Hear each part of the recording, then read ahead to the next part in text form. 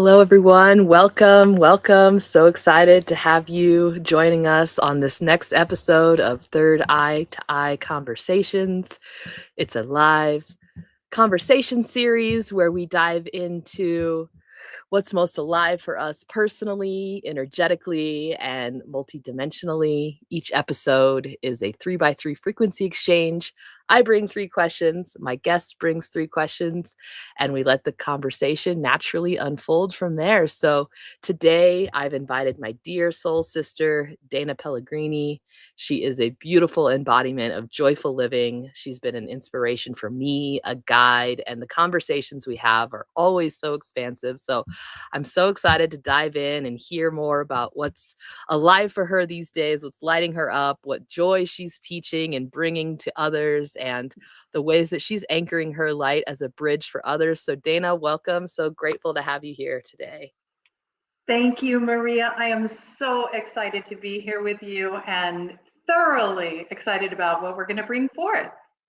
Amazing. Yeah, so many things that I could talk about with you today. Sometimes I'm like, do I really only want three questions? Like, I have so many that we could get into. But first and foremost, I just recently finished your audiobook, The LightBridge, and I would love to hear a little bit more about your inspiration for this book that you authored and published last year. What does it mean for you to be a light bridge? And tell us a little bit about your journey authoring and publishing that book. Absolutely. Thank you so much. I'm glad you enjoyed it because it really has been such a soul fulfilling journey. So, for me, Lightbridge was about the channeled moments each day that I wrote it. So, my background is in natural health and healing. I ran a massage school and taught so many different aspects of vibrational medicine and wanted to bring them all together in a succinct format so that someone who may be new to the concepts could easily, digestibly, find out about something and figure out if they wanted to maybe dive deeper at another point. So it literally was a journey of all the ways that I went from an unresourceful state to a resourceful state. So, how did I help myself feel better? Because being a massage therapist, being an educator, like I need to shine my own light. So when I showed up for healing, it was up to me to be, shining bright. And if I was having a bad day, how did I shift? How did I, you know, intervene and what tools did I use? And so I was able to figure out a way through Lightbridge to bring in the elements and really categorize the journey that I've had to what I consider being a light bridge, which to me is a metaphor for being a space holder. It started with doing energy healing or even massage therapy, which I've heard it said is an opportunity to have a concert one time for one person. That's just so extremely beautiful. And in that moment, healing was literally not me doing anything except vibrationally tapping into a higher energy that I then made available for someone else. And so that space holder idea kept coming back to me. And eventually I realized that is our central column, right? Our central column is the way that we connect heaven and earth. We do it every time we meditate. We ground into the earth. We come into our heart. We connect to source, the angelic realm, and all the higher realms and so forth, all centered in the heart. So, this idea of the central column became the guiding light of what a light bridge is. And it's something we all have. And what ends up happening that I realized is the more and more we align ourselves, right? We bring in the earth element, we respect and understand that we are on this precious moving blue pearl. And we have these amazing sacred bodies. And we really understand and embrace the earth element. And then we are earthbound no more, right? We bring in the air element and we realize all these abilities with our mind and imagination to explore. And we bring in the fire element and we have this creativity and passion in life. And We bring in the water element and we're able to connect to all that is, right? I then realized there's something more in this journey to become a light bridge. There's love. It's the heart space. It's this, once we enter a heart space, the vibration of love, all of the higher realms open up to us. There really isn't a distinction between the higher realms, you know, the 12th, 13th dimension. There's no distinctions anymore. Once we're in love, we literally are powerful beings. We are creators within our own creation. We're unlimited. We're learning how to access the field of infinite potentials and possibilities. And then the final piece in the book, the last sort of category, is light power. And that's where I realized the more and more that I meditate, the more and more that I bring in soul healing for myself, love myself through any challenges, you know, stand in my worth, right? Then I'm more and more in alignment. Eventually, alignment becomes coherence. And then the coherence means, wow, okay, I'm commanding my own energy. Now my energy is, it's important to be impeccable at that point. And that's really the impetus to LightBridge and the journey to impeccability, knowing we literally have that much power at our fingertips. Wow, so much richness in what you're sharing here, and particularly, I loved how you organize the book through the elements because I mean it truly is like I was saying before the call. It's like a handbook in how to feel comfortable living as a human in this new earth that we're creating when we have all of these modalities available to us and various forms of connecting with nature and connecting with the self and knowing that nature is here to support us connecting to the self. And you do such a brilliant job. Like your goal was beautifully executed throughout this book and giving these little easily digestible snippets and but also really rich information that allows people to explore. I mean, I was familiar with a lot of what you had brought through, but there were little nuggets that were new. And also, you know, there's always a time and a place for each of these types of modalities, right? And so Right. it's something that someone can so easily explore for themselves. And it's a great guide for someone that might be new to these topics, you know. So when they get the information from the book and then they say, okay, yeah, this does feel, I feel the coherence with this, I feel the resonance with this, I'd like to practice this alignment more, and then they can go and see how that unfolds for them. So I'm just so grateful for this book that you've given. I'm like, I want to give this to all of my friends and family, and hopes that they find something that feels really supportive and, like you said, resourceful for them. Thank you for that. I really appreciate it because in creating it, that's where I experienced my own catharsis, healing, transformation. That actually brings up something I've been wanting to ask you about light language because I'm so honored that I had a friend who did light language like 15 years ago. So I've been familiar with it.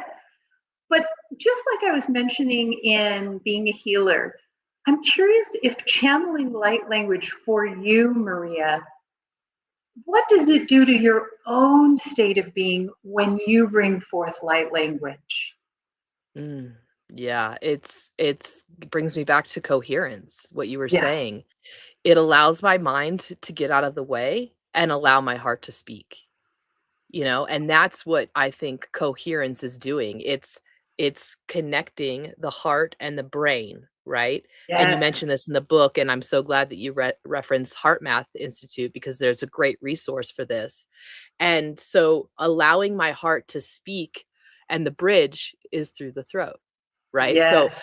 there's so much that we're remembering right now in terms of sound healing and the ways that sound can heal the body. I truly believe when we allow ourselves our full expression to come through, which can be very experimental to begin with, especially for those that have a bit of closure or misalignment in the throat chakra region, we can fine tune that. And then the body is going to teach us what sounds and where we can send those sounds that can be most supportive for the physical. And so I've found so much richness in discovering the ways that sound wants to express through my body, and then allowing the physical to feel that, and then also others reflecting back to me how they're receiving it and what came through for them, because that's the beauty of light language.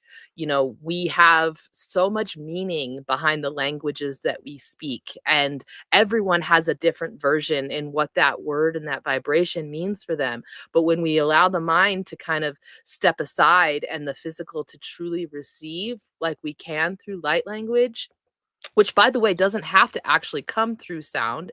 A lot of people will also channel it through drawing, art expression, through movement in the hands. Yep. I've really allowed my hands to guide how it wants to conduct and orchestrate the energy around me. And it's just been such a beautiful exploration that's brought me even more into coherence of the authentic expression that wants to come through me. And Yeah. then so much more will continue to come through. And so yeah, it's been really a phenomenal part of my journey that allows me to just fully be me. I absolutely love that. And it's so funny as I clear my own throat, the importance of the throat chakra. And you Yeah. you said it. You said it. For me, one of the things that I did for fun that might help others, I did a voice acting training, Maria. Yeah. And what it allowed me to do is speak from the voice of my child, speak from my femininity, speak from my masculinity, and really try out all these different energies through my voice and what that would then feel like in my body. And it feels like that's, like you said, the bridge between the heart and the mind and the coherence. That's when we're speaking our truth. That's when we're transparent and we're authentically ourselves. And we can only get there when we're free, when we really feel like it's safe to express ourselves. And so for me, safety and emotional safety and expression is a main focus, and what I offer for people and the space that I hold and what I want everyone to step into. Because really, to bring forth your soul gifts, you have to feel free, and you have to feel safe, and you have to feel worthy. And all Yes. those can come from playing with voice, playing with your power, playing with your light. Yes. And there's so much cellular memory that we're clearing through Yeah, this, right? I mean, there's yeah. so many dimensions where even in this incarnation, perhaps people have a lot of experience with telling you, you're too loud or you're too much or be quiet or you don't sound good. And so I'm so glad you brought up the vocal acting, because that was something that was very clear to me as I was preparing for my trip to Egypt this year. And what light language has been presenting for me is the ways that my throat really wants to open up. And a lot of that through song, which parts of me from younger versions of me felt like she couldn't sing or she wasn't good at Mm. singing. And so I really connected deeply with her through vocal activation workshops that I was doing in Bali. That was really precious to connect with this part of me that felt so much shame and so much embarrassment, and allowing her to feel like it's okay to experiment. It's okay if you don't sound good. We're still learning. We've never been taught how to sing in these ways. And so Yeah. to be able to find my voice through that connection with my inner child was really one of the major turning points in my journey in the last 5 years, for sure. I'm so glad you said that. And what's coming to me right now that, like, our inner child really needs to hear is our perfection isn't required, but our greatness is. Like, Mm, bring forth your greatness, right? I believe our greatness is so effortless when we just follow our joy. yes. Yet, have And, you and what, go also ahead. found that joy is really important, Maria? Oh, absolutely. And also the permission to follow the joy, which is Yes. something that I love that comes through in our community so often, is the encouragement to do that, the allowance to do that. I mean, I've been a full-time nomad for 15 years. I've been following my joy and the way that the universe shows me o- opportunities that I could have never imagined for myself had I not allowed myself to freely explore life in the ways that I'm doing.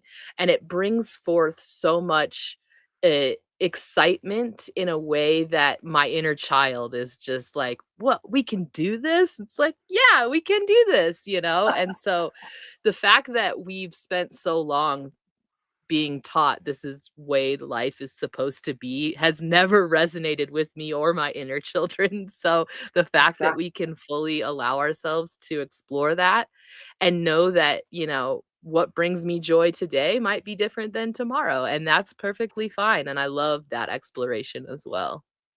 Agreed.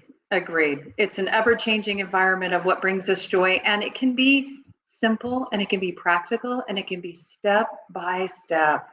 I think if we allow our minds to try to figure out 1,000 steps, we stay stuck. But if we just Yes. follow our joy step by step, we literally can. Like the whole idea of Atomic Habits, a book that I really enjoy, 1%. 1% improvement each day. One thing you do that's really soul aligned, right? Soul satisfaction, making soul satisfaction a priority.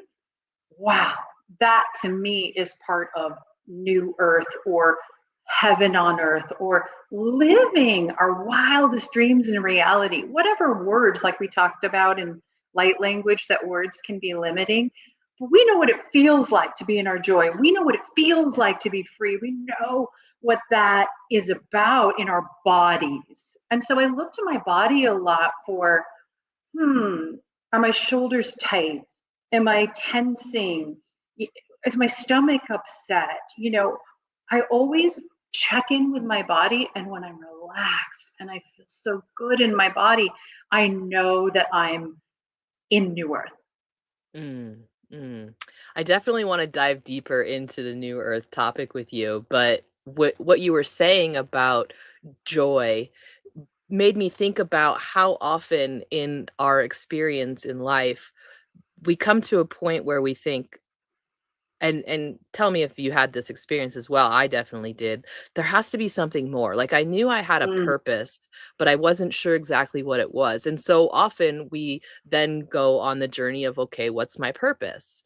Right? But I'm starting to think about, like, what's my joy? Like if we were to mhm. first follow the joy, then the purpose follows. And one of the ways that Dana and I have collaborated in the past, um is through the soul purpose blueprint readings that you provide. And this is another beautiful lens for us in self-discovery and self-realization. And I was blown away at how accurate and specific this was. And so I would love to hear more from you about this framework and how this came to you, what you know about it, and what it's provided for you in your own personal journey that then will kind of lead us into the new earth discussion. Beautiful. Yes, absolutely. The soul purpose system came to me through a lovely woman in England named Ariella Indigo. And it was a choiceless yes. Like I signed up, I went through the Oracle certification program and dove deep because really interested in learning more and more through different lenses about myself. And the soul purpose system, as you said, it's ancient, it's so accurate. It's something that I'm absolutely aware of was available in Atlantis, moved into Egypt, and then was channeled through a gentleman in like the late 80s, Dr. Frank Alper, who put this system really to paper. And then Ariella, she was able to bring it forth, and it's based on your name at birth. And it creates a star of creation. So an upward pointing triangle, a downward pointing triangle, and then there's like a star there. And the center is our soul destiny. And if we only look at one code in the system, we look at the soul destiny. So basically, it brings forth the codes because the entire system is based on an ancient text, predates the Bible, called the Sefer Yetzirah. And it's actually from the Hebrew language of light, and it brings forth these codes, and these codes are universal codes. This is not just only for the soul purpose system. This is numerology. There's so much wisdom tied into this system. And what's really interesting, and I think the first thing that hit me like hard, is there are two triangles, and the first is the physical part of our life. And then when the spiritual triangle comes online is exactly when we have a midlife crisis, right? Mm. And the soul destiny is this thread that weaves through the entire blueprint. So it's so interesting because it highlights your gifts, your talents, and your challenges, which challenges are really gifts in disguise. They're the ones that we have to mine for the gold that they really have for us. For example, in spiritual talents for myself, I have six sixes, actually spiritual challenges, six sixes, which is 6 6. It's a code that brings forth a ton of ideas. And the pitfall is, oh no, squirrel, going to the next thing, kind of a thing, right? And then that's how you cultivate discernment, right? So if you do have a lot of ideas, that's how you cultivate discernment. And so one point back on my book, that's how I was able to take all those ideas and put them in one place, right? So the idea is that through knowing thyself, through this lens of the soul purpose system, I continue to layer by layer discover more and more about myself, because there's another piece folks should know. Some of the codes are physical, some of the codes are spiritual, some are creative, and some are teaching and communication. And depending on how many we have in one or many categories, really helps us hone in on how do we maximize our strengths? How do we minimize our weaknesses? And I love holding that space and helping folks who are really ready to live more of their joy to know thyself through a Mhm. lens that's really archetypal. I'm so interested in archetypal energies. That's why I work with the angels as well. The archetypal energies are ways that we can master an area of wisdom and then move to the next area of wisdom and the next area of wisdom. And to me, that's how we integrate all aspects of self to really become whole. Mm. Yeah, it's so amazing how we have all of these different lenses and the overlap that I notice as well, the system that you're speaking of is based off our name at birth, and each letter is assigned a number, and so then it's using that numerology system. Yes. And I found so much similarity. For example, what you're talking about in the 6 6, that was in one of my physical goal profiles. And it's the same as me being a 3 5 manifesting generator in human design. I'm the great life experimenter. I'm meant to try many things and see what fits for me at that time, and then go on and teach about that. That's the 5 profile, is the teacher and sharing about the experience. So I really was just so blown away when you gave me this reading. It was so amazing to feel validation and reflection in a path that I was at that time, in really understanding like my gifts and what I'm meant to bring to this earth. I'm so honored to been able to mirror that to you. So as we talk about this and we touched upon this idea of the new earth, I would love to hear from you, like what does new earth vibrational mapping mean, and how does that manifest for you? And I have a feeling that the soul blueprint is a guide in that, like a map if you will, but I want to hear from you, like what does this mean? What does this topic mean for you? You bet, you bet. So, in addition to being a light bridge, I feel like we're world bridgers. Mhm. And we're part of this amazing collective experience that's never happened before. We're raising not just one frequency, but two, right?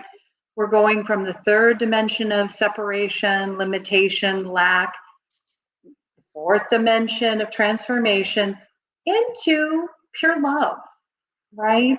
And once we enter into pure love, that's what I consider to be the new earth, right?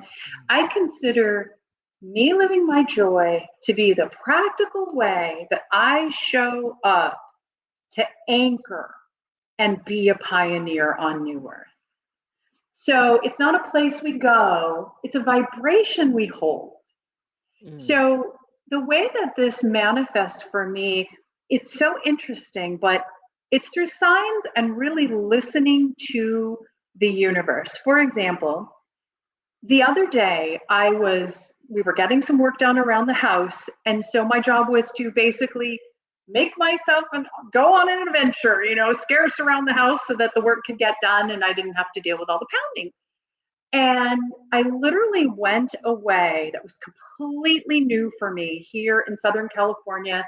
I'm in a new area. I grew up in Bellevue, Washington, and still have a home there, but spend most of my time here in Temecula, California, and in Fallbrook, where we live, which is Temecula is about 15 minutes away. And I'm literally traversing this new road, and I actually said out loud, "Am I still on Earth?" Because what had been happening as I was driving is I am so grateful for my life. I'm so grateful. Look at how beautiful. I saw a monastery on the way. I was in gratitude, practicing gratitude. It's something that I often do in the car. Sometimes I'll listen to different things, podcasts, Sarah Landon and the Council, of course, whatever it is. But this time I was just with the universe and looking out, and I saw horses, and I'm interacting with my environment and the earth. And I end up at this beautiful little cafe, and I have this gorgeous high vibration meal. And then that night in the bedroom, I didn't know this existed, but apparently there's something called heat lightning where there's no thunder. I literally thought I was awakened by this flashing light. I didn't have any idea what was going on. I asked if it was my angels and guides, wondered if there was a craft outside. I mean, I had no idea. It was just this awareness. I'm on new ground. This is all new. And the universe, there is no veil. I am creator and creation, and this is all a mirror, and I am dancing with the divine in human form. This is happening. Woke up the next morning, went out to go take a little piece of garbage, to the garbage, and saw a little gecko. Hello, and he alerted me to the animal kingdom, because then I kind of skirted around. On my way back was a baby rattlesnake, which was like, but at the same time, it was like, no, this is an important message, because in the shamanic training that I did with different animals, the serpent is so important, and it marks like a line in the sand, a shedding of a skin, a new beginning. And so that's another way that I map the new earth, is I look to the natural environment and I listen to those signs. I learn from them. And later that day, I was at my favorite place where I like to journal, meditate, process, and integrate my life, called the Rosehaven Heritage Garden in Temecula. And I was meditating, and I really understood that I'm on total new ground now. Like this is all sacred. And don't get caught in the fear, Dana. What's on the other side of fear is serenity. And so I moved through the fear of, the rattlesnake, and baby snakes are more dangerous, I was told, because they don't know how to limit their venom. And so, it'd be amazing if you could live if it bit you, these stories that people were telling me, right after I saw the baby rattlesnake, and I'm like, no, that's not part of New Earth. I'm not going to stay there. And so being in that garden, there's a peace portal, there's peace roses, and every peace portal around the world has all the languages, and they're all connected, and it's meant to create this earth grid. To me, that's part of New Earth mapping, is going to sacred places, just being yourself, enjoying your life, right? I'm about to go work out, have my beautiful beverage, and preparing for my exercise. I'm in a sacred space, I'm integrating my life, and then I'm going to, work on this masterful body. So that's New Earth mapping to me. Wow, that's so beautifully said and illustrated. What I'm hearing is it's noticing what you're noticing. For me, Yes. the old earth, the old world programming had us in so many unconscious loops. And what you're talking about is really bringing consciousness into the body, into our experience. And the more that we slow down and notice the ways that the universe wants to speak through the signs and synchronicities, and connecting with like the animal kingdom, the plant kingdoms, with our own personal temple, our own physical body, that is where we anchor in that new earth. And that's where you were able to bring in the awareness of like, yes, there is the old patterns of fear of I need to be safe and keep myself, you know, safe for survival's sake, which is valid. And there's so much beauty when we allow ourselves to explore what does this mean for us. Right. And that's where Agreed. I think we bring in that consciousness and the present moment awareness of I've got this. I am safe. I am able to witness the beauty unfolding around me, and that expresses through you when you anchor in that way. Absolutely. And you really just tapped into it. It's present moment. We're not human doings, we're human beings, Mhm. right? It's that present moment awareness, and it's so overdone, and it makes people annoyed to hear it. And but yet it's so true that if we're thinking about the story, we're not in the moment. If we're thinking about what we're doing next, we're not in the moment. We're not in our energy field. We're not in our hearts. We're not in our power, right? It's like we're just in a movie floating off, right? Instead of really harnessing the energy of our light body into focusing on what we want to create more of, which is to me the next level of spiritual maturity, right? What am I feeding into existence? For me, grace, beauty, connection, harmony, unity, right? It's what feels good. It's honoring the feeling body and what feels good. And so, back to joy. That's why it's the pathway. It lights up the path. Because if we're in our joy, we're not resistant. We're in the moment. We're bringing in the inner child. We usually have that divine balance of the sacred masculine that is empowering us, and then that divine feminine that's showing the way. The metaphor that at the garden that keeps coming to me is the bee, and the idea of the divine feminine being the highest ideal in the bee kingdom, and the idea of being a pollinator. Like when I'm out in the world, I'm smiling. I'm asking people genuinely at my favorite place where I get a dirty chai, how are you? They always know my name because I put the name on there. And, like really interacting with people. I'm pollinating positivity. I'm looking people in the eye. I value kindness, these kinds of things. That to me is pollination. And the bees, it's so interesting. And hummingbirds, another symbol I absolutely love. But the bees, they're going from flower to flower, gathering the nectar and then bringing it back to the divine feminine, the queen bee, because it really feels like we are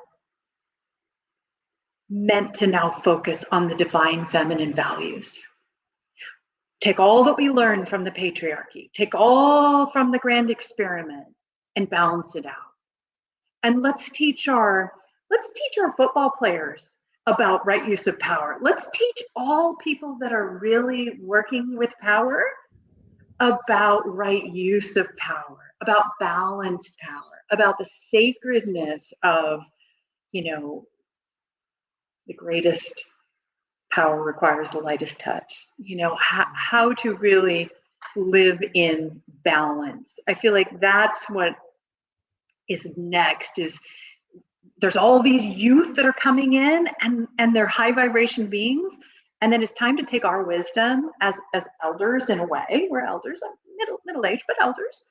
And I know whenever I see youth, I talk and I treat them as equals and see how they're doing, and I'm always astonished at the beauty that I see in these little divine beings. Mm.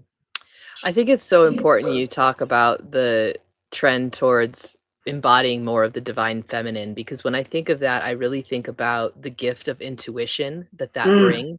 And I yeah. want to clarify, when we talk about masculine and feminine energies, it has nothing to do with gender.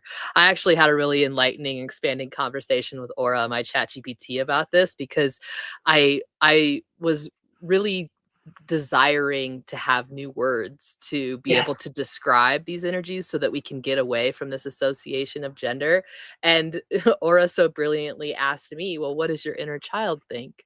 And so it was an immediate, because I have such a close connection with her. She said ni and na are the two words that she wanted. So ni as the masculine, na as the feminine, to describe this. But there's something to be said, no matter what type of identity you like to embody. We all have the ability to embody the ni and the na energies, right? And the intuition that the na can bring us, when we allow ourselves to trust that and follow that, that's Mm. when we feel that coherence that we've been talking about. Yes. And Yes. all of the experiences that you're sharing, I could kind of hear some people like, well, this sounds great, but like I'm not always there. And I think that Mm. that's okay too. And it's all I, a practice, right? And that's why the practice of heart coherence can be so valuable, because it's really training and allowing you yourself to notice what feels good in my body. What does coherence feel like in my body? You could describe it one way, and I'm probably going to have a little bit of a different explanation. And also, I find the English language is very limited in how I want to describe the coherence that I'm feeling, because feeling is its own language. Like, it doesn't necessarily have words at times, which is why we have these profound spiritual experiences, or spirit experiences with plant medicine. It can be so hard to put into words because it's a mm-hmm. feeling, right? And we can feel so Yes. much in these times. So I'm so glad that you bring this in, and because I think it's such an important one, that anyone that's in you know a position of power could attest to the intuition as the guiding force, rather than any of the old world patterns that we're currently dissolving and getting away from, that the new earth children are so brilliantly bringing in for us as well, to mirror and reflect back, this is how it can be. So beautiful. Absolutely. Intuition is the gateway to trust yourself, right? Hmm. To really know and have that inner lens so that the inner world informs the outer world versus the outer world informing, which it does. It can educate, but it comes from inside first. So that is absolutely so brilliant. I think it's so important. I love the knee and the na. And this idea that there are so many different aspects of self, and the idea that, gosh, you know what? We have this beloved human, and every day isn't wine and roses, as they say. And yet, guess what? Because we do have these moments of brilliance and higher states, anything unlike that doesn't vibrate, coming up and out, coming up to be honored, to be witnessed, to be heard, to be seen, just like the messenger that I talk about in my book.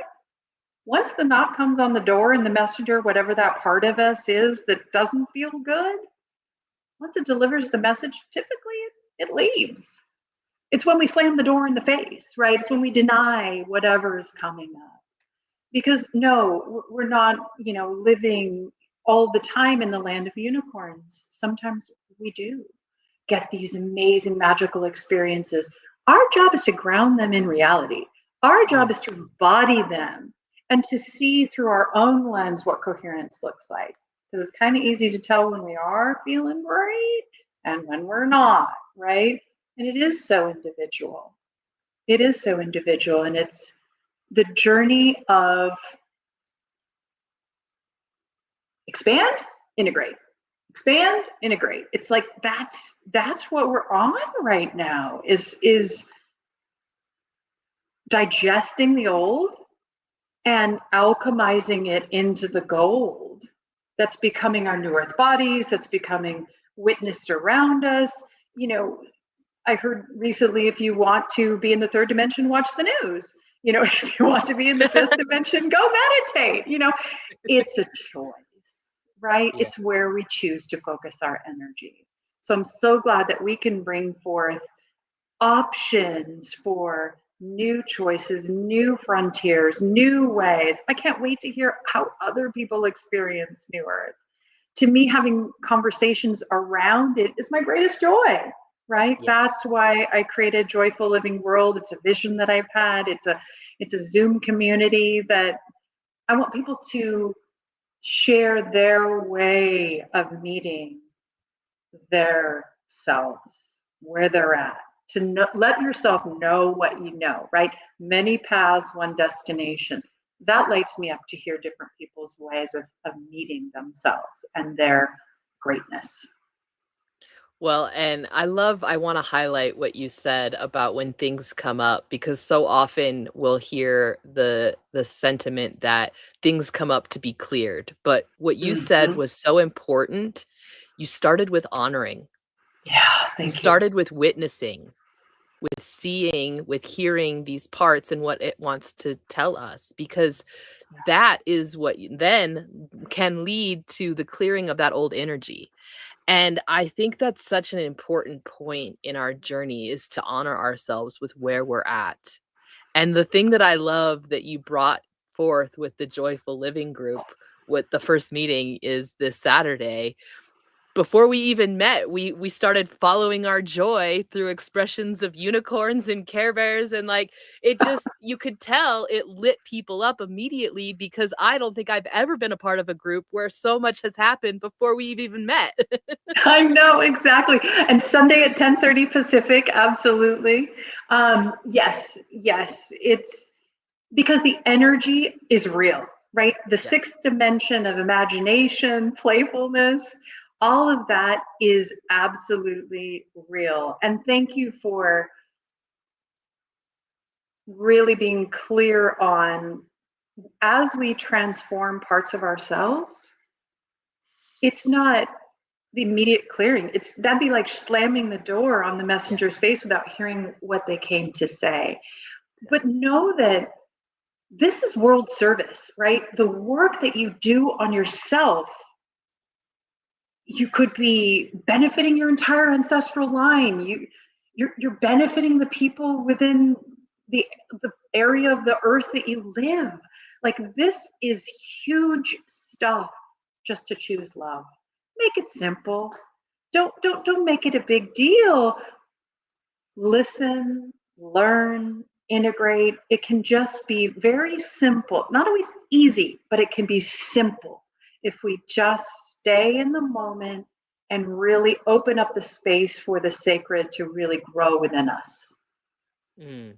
And for me, I love to think of it as a practice, right? Yes. Because it's just like anything else. We are reprogramming, we are rewiring, we're allowing new DNA to be created within the new earth vibration. And so for me, it's a practice. And in practice, you might not always get it right. But the fact that you're practicing, it's doing it right. And so even in the times that feel hard, when you go back to the opportunity to honor yourself and witness yourself and tune into the body, where we can have an easier path in that reprogramming versus allowing the mind to recreate the programming that it's so familiar with. Right. And the body Yes. is so intelligent and so wise, and there's so much we can explore. It's why in the soul integration process that I lead with my clients, I always go through the portal of the body, so that we can Yes. allow the body to speak to us, and then the parts that come through, because that is also stored in our cellular memory. The memories that we've had from our life are stored somewhere in the body, and by witnessing that and seeing that and honoring that, it transmutes, it transforms, and we're able to deepen our relationship with ourself through that discovery, and then the pure essence of us feels more free to come through. 100%. So beautiful. And I'm guided to the chapter in my book on yoga, Mhm. because in my own journey of becoming a yoga teacher, it's the practice, and it's the four corners of my mat, and it's me with my body. Doesn't matter how fantastic the pose would look. What mattered to me is, first, I created sacred space as I began the practice. Then, as the practice unfolded, through each pose, we work with what's called our edge. And it's literally just that point where you start to feel tension, but it's a metaphor for the unknown. It's a metaphor for where we're still growing into. And so the word yoga means union. And in that moment on the mat, something happens when I was deep in my breath, my mind was clear, it's warm, I'm feeling so connected. It's like it's a portal now, becomes timeless. Wise ideas come in, knowing is there, my body's moving in new ways. Like, this is that alignment and coherence we're talking about, and it does come through the body. The body is the way through. Yeah, I loved what you had brought through in the LightBridge on this chapter because I had the opportunity to do yoga teacher training last year in Bali. But one thing that didn't come through was this lesson on the edge and how we can navigate that. And so your suggestion is like find the edge. And one thing that many yoga teachers have brought through, and I always appreciate that they remind students in class that if it hurts, it's you've gone too far, right? But it's like you get to that edge, but then your suggestion was to like gently rock to reprogram, which I hadn't Yeah. really heard anyone talk specifically about it through the yoga practice. And yeah, my connection with my coherence with my body and then the bridge to divine, as I'll call it, was strengthened so much through my yoga practice because at the same time I was adopting an affirmation that my body intuitively speaks to me and tells me what it needs.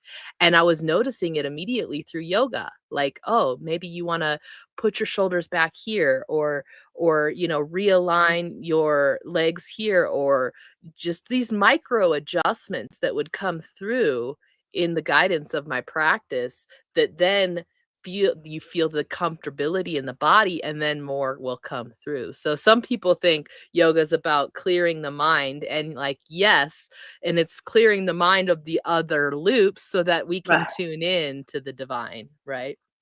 Which is us. Absolutely. And I'm so glad that you received the piece about the edge, because that's where my massage therapy education and training came in. Because when I taught massage theory and practice at the university level, it was called physical medicine at Bastyr University. And it's literally about balancing joint space. And the way Mm. that we do that is we work at the musculotendinous junction. I'm doing a sort of stroke that's supposed to look like cross fiber friction. But one of the pieces is there are receptors there. And the ligaments, the tendons, there's so much wisdom in the body that dictates the length of the muscles, and then the fascia and this whole connective tissue that becomes your body and your beingness. Well, when we use vibration, it's so gentle. It overrides that sensor, that proprioceptor that tells the body, oh, nope, no longer. And it goes, oh, okay.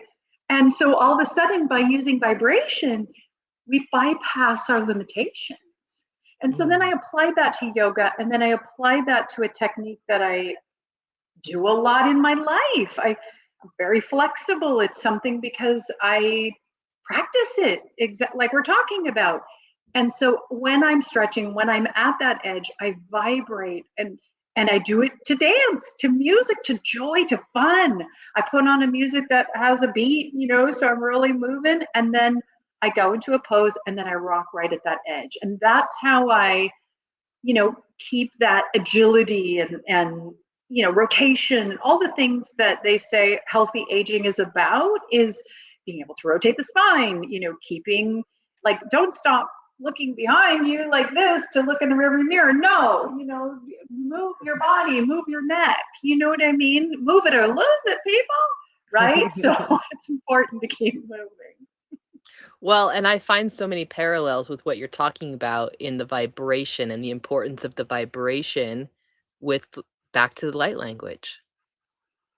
It's exactly what I was feeling earlier when you had asked me. It's like it's allowing me to go to an edge and then expand beyond. Yes, I love that. I absolutely love that. I think the releasing the language barrier, bringing in the sound healing, you're in absolute coherence, then that's how we guide others. We walk the path ourselves, we create that vibrational space, and now it's available for others. That's so beautiful. Mm. Dear Master Dana, I am so grateful for you as a guide Mm. on this new earth, vibrationally mapping the way. I thank you so much for joining me in this conversation today. I know we could go on for hours, This is and perfect. I'm so grateful. I would love for you to share how others can connect with you. I'm going to share links in the description below to your LightBridge book and the communities. But, if someone's interested in doing a soul purpose blueprint reading or maybe joining the Joyful Living, how's the best way to connect with you? Absolutely. Thank you for that. The best way is my website, danapellegrini.com. And I'm also on Facebook, and I can get you into the Signal group through there. Simply reach out to me. I can't wait to connect with you. Awesome. Well, we would love to experience joyful living with you. If you want to join the group, those links are also below. It's so fun. Like I said, we're already playing with unicorns and Care Bears and all kinds of magical creations. And I know with this group, we're really going to just fully lean in. And so thank you so much from my full expansive heart to yours, Dana. I'm so grateful for you. And I'm so, Love you. so grateful that we're walking this journey together. As am I, dear sister. Thank you so much. Love you. All right. Much love, everyone. Thanks for tuning in today. Bye bye.